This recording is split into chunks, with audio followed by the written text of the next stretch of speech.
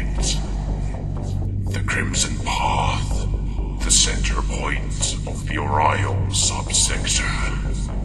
Oh, when my work here is done, this planet shall rival Terra itself in its sacredness.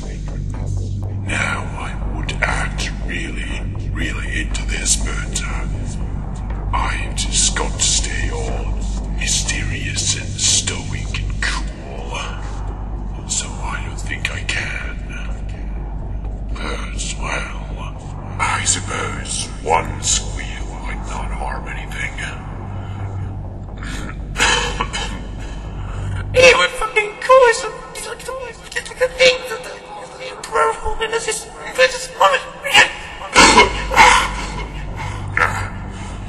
Alright, I feel much better now. It's at times like these that I'm really glad that I just monologue to myself and not actually talk to anyone else. Because if someone had heard that, I would be seriously fucked.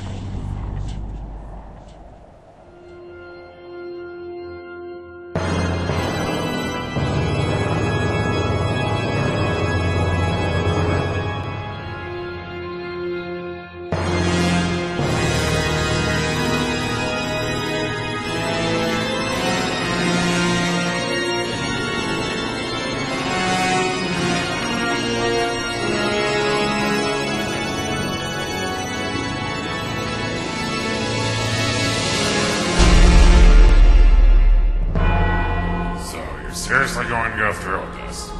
Search the entirety of Terra, the holiest, grandest, and most populated planet in the universe, to find the one who sent this message? No household shall be left unchecked, and no person shall go unquestioned. Well, if you say so. It's not like you care much for your reputation anyway. Wait, what are you old dusty butt cheeks doing now?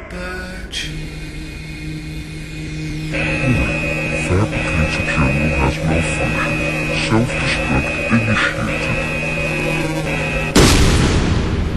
Well, I hope you do realize that Terra is the most densely populated and overbuilt planet in the Imperium. It'll take decades to interrogate every single individual on this planet. Do not doubt us. This is what we are the best at. We will scan the entirety of Terra and its people in but a few days. This sounds highly fucking illegal! Oh, my colon just... Oh, I better know. Big Goji Vanda never had to deal with this bullshit. Yeah, maybe we should make him High Lord of Terra again. All that radioactive hellfire you've been exposed to, exterminating every planet you come across, must have fried your perception. Do you even realize how hard it is to mobilize on one of these hive worlds? It's really damn hard, but I guess you don't realize since you sit on that mobility scooter all day. Well, your hat looks like a piece. Shut it, you old trash bags! Well, while I wait for your sphincter to calm itself, I shall start this sentence. At least remember to expect the rulings of Terra, Theodore. Not a single drop of blood shall fall upon these sacred grounds. When you have found your suspects, at least do the decency of taking them far away from Terra if your eagerness to spill blood grows heavy on you. Yes, I am fully aware. You have my promise. Soldiers, the search has begun. But take heed. Not a single citizen of Terra shall have his or her blood spilled on these sacred grounds. So, remember, only to burn.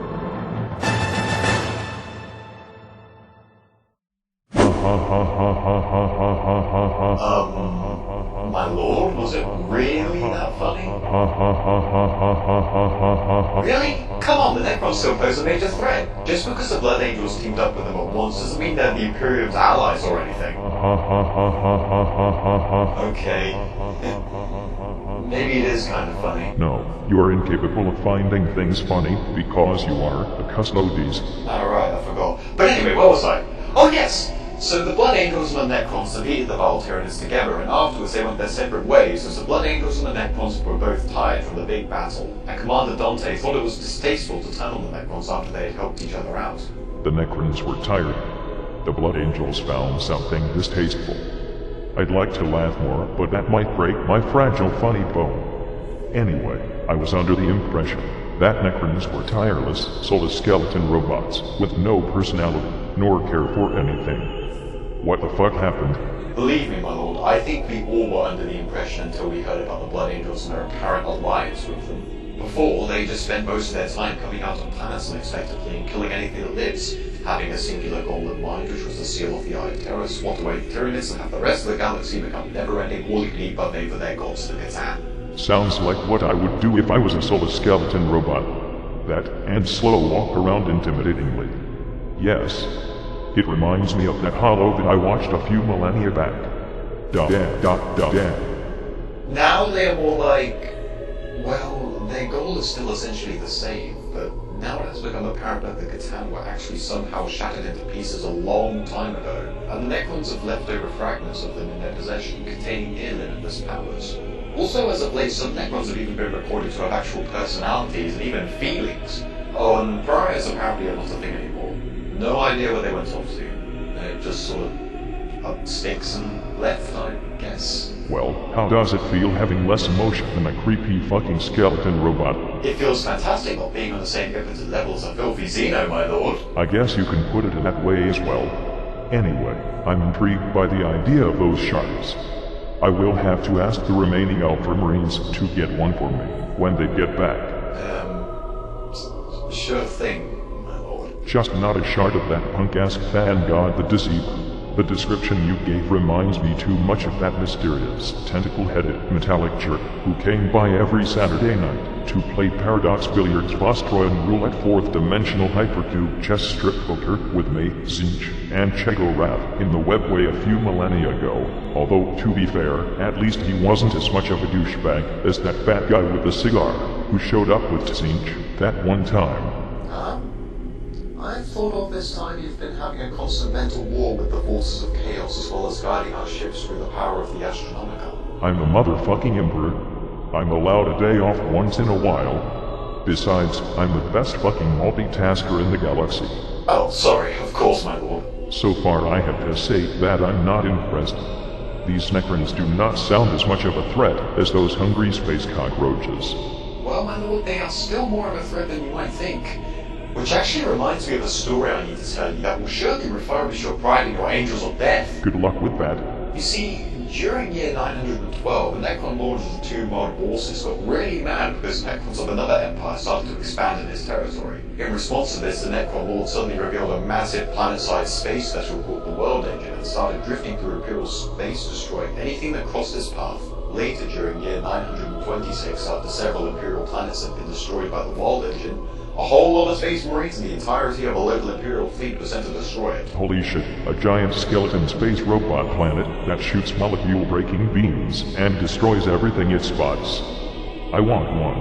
All these forces attacked the World Engine at the same time, but apparently a very strong void shield was surrounding it, making it nigh impervious to harm. This, together with the vessel's mighty arsenals of planet-devastating weaponry, cost millions of lives during that battle. I guess no one knows what retreating is in this fucking Imperium nowadays. So now, here is the awesome part. The Space Marines known as the Astral Knights. I never made anything called Astral Knights. No, seriously, my lord. You won't even care that you didn't directly make them. You see, all of the Astral Knights decided to ram their spaceship, the Battle Barge Tempestus, straight into the World Engine's void shield. Fucking damn it. Why do you assholes keep wasting precious battleships? The shield cracked up and the ship penetrated the hull of the World Engine, allowing all Astral Knights to board it and destroy all weapons, energy batteries, supplies, commandos, and Necrons inside. The battle continued inside the World Engine for 100 hours, all Marines dying doing what they do best. But not before their leader, Armtor decided to overload the entire damn vessel and its central core with the help of some melter grenades. After this destructive overlord, the void shield was turned off completely, and this is where the rest of the Imperial fleet took their chance and shot the crap out of the planet ship with cyclonic torpedoes. Well, slap me on the kneecap and call me a fucking skeleton. That is actually amazing. After this incredibly awe-inspiring victory, the remains of the World Engine were taken in by the Adeptus Mechanicus while the Battle Barge Tempestus was salvaged, and set up as a monument with an Imperial shrine in it, holding statues of the 772 Astral Knights that had sacrificed themselves to bring down the World Engine. Sorry, I was totally mistaken. I totally remember that I did make the Astral Knights now. They were one of the secret legions I made before the Great Crusade that I never told anyone about. They were the best around, nothing was ever going to keep them down. Right. Whatever you say, my lord. Also, on the previous subject matter, I have to say that I kind of like that one Necron that you mentioned. Trashy the Incontinent or something. You mean Trace in the Infinite, my lord? That's what I said, you tube of fucking custard. Anyway, even if he is an alien fiend, I cannot deny that the idea of stealing incredibly valuable objects from all around the galaxy only to put them in a massive skeleton robot space museum is a great one. Ah, yes. His only goal in the galaxy is to claim historic artifacts and relics and return to his true world of Solomons. He's even gone as far as to have the head of the great Sebastian Thor preserved in there. Absolutely hilarious. At some point we should send some Marines there to steal all his shit just to fuck with him. I think I know a group of space Marines capable of just that. Do you now? Do tell. Well...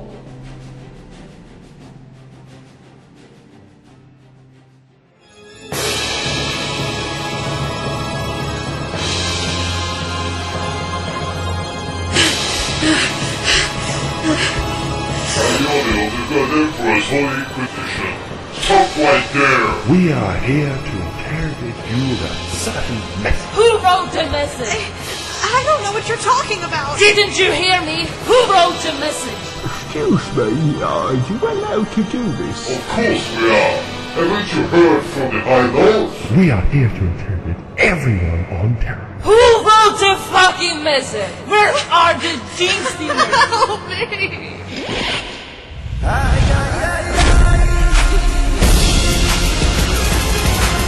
Would you look at that? Some unfashionable tranks running around harassing civilians here on Holy Terra. You came to the wrong neighborhood, shitboots! What makes you lunatics think you are allowed to do this? Destiny?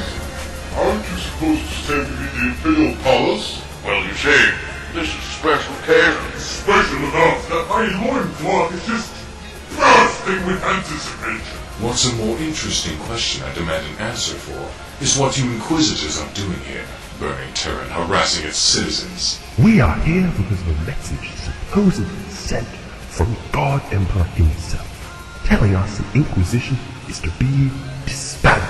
Clearly, the message was written by a heretic, and we are going to find it. Fools. The message is from the Emperor, straight from the Sanctum Imperialis, within the Imperial Palace. He is the reason why we're outside the palace in the first place. So you have no reason to perform this heinous act upon our planet. You darn goof! That is impossible! You would lie. If the Emperor was alive once more, we would know. You heretics! The Custodians are heretics! Let's get back to Fyodor and tell him about this. Fucking Groxas Inquisitors. Wow, I'm now incredibly aroused.